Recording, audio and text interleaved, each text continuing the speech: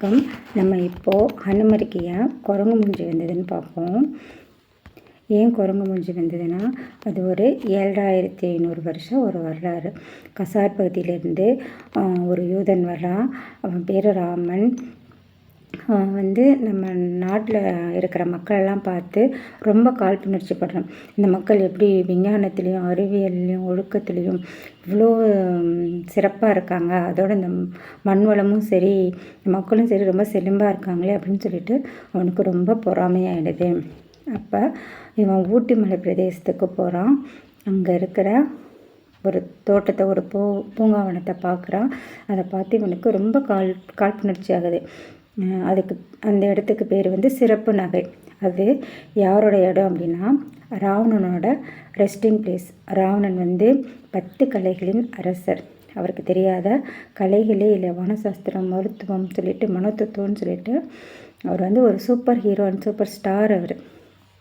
சரியா? அவரோட resting place எது அப்படின்னாக்கா ஊட்டி.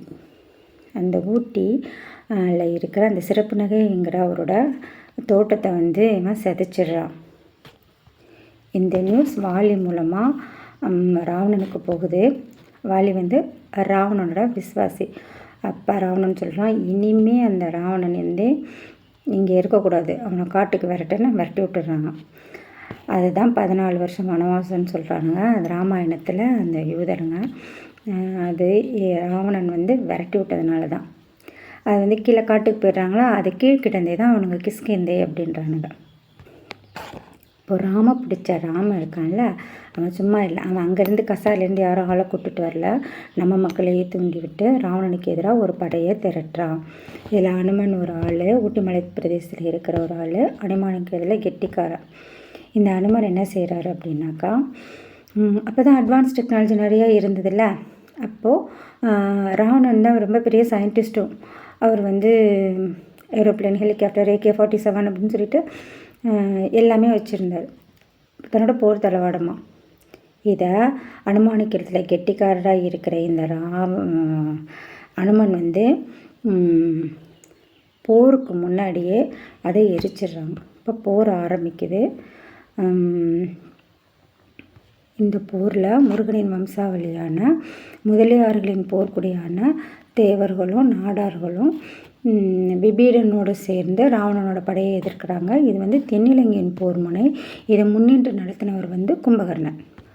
சுக்ரீவனோட படையோட ராமனும் சேர்ந்து சேது சமுத்திரத்தில் ராவணனோட படையை எதிர்கொள்கிறாங்க. இது வட இலங்கையின் போர் முனை. இதை முன்னின்று நடத்தினது யாருன்னாக்கா ராவணனோட பையன் இந்திரன். இவனுங்க என்ன நினைக்கிறாங்க, அதாவது ராமன் படையின்னு என்ன நினைக்கிறாங்க, அவங்களோட போர் தளவாடத்தில் நம்ம அழிச்சிட்டோம், அதனால் நம்ம ஜெயிச்சிடும்னு நினச்சிருக்காங்க. அது நடக்கலை. என்னென்னா,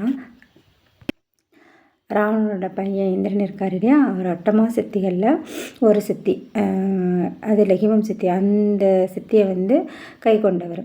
அதனால் அவர் வானத்தில் பறந்து AK-47 துப்பாக்கியால் ராமனோட கழுத்தை சுட்டுட்டு ராமன் செத்துடுறான்.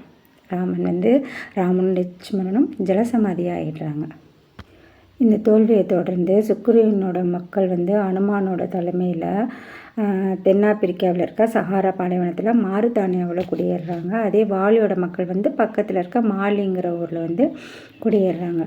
இப்போது இங்கே ஊட்டி மலை பிரதேசத்தில் ரொம்ப கூலாக இருந்துட்டு போன இந்த மக்கள் பாலைவனத்தில் போனால் அவங்களோட மனநிலை எவ்வளோ இருக்கும், இந்த ராமனோட பேச்சை கேட்டு வீணாக போயிட்டமேடா அப்படின்னு இருக்கும் தானே. அப்போ என்ன செய்கிறாரு அப்படின்னா, இந்த அனுமான் இருக்கார் இல்லையா, அவர் முதல்ல ஒரு கிளே பேடில் ராமனை திட்டி ஒரு ராமாயணம் எழுதுகிறார். இந்த ராமாயணத்தை 3ஆம் துட்டுமோஸ், எகிப்தில் இருக்க 3ஆம் துட்டுமோஸ் அதை பார்க்குறவன் ஒரு யூதன்.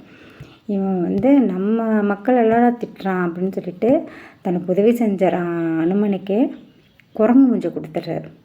அனுமனோட வாகனம் என்னமோ பார்த்தீங்கன்னா ஒட்டகம். அவர் செந்தூரம் தான் அவரோட கலர். அதனால் அவங்க யூதன் கொடுத்தது தான் இந்த குரங்கு மூஞ்சி. அதையும் நம்ம முட்டாள்தனமாக வணங்கிட்டு இருக்கோம். தப்பு தானே? எல்லோரும் தமிழ் சிந்தனையாளர் பேரை போய் பாருங்கள். ஆன்மீகம், அறிவியல், அரசியல் எல்லாம் தெரிஞ்சுக்கலாம்.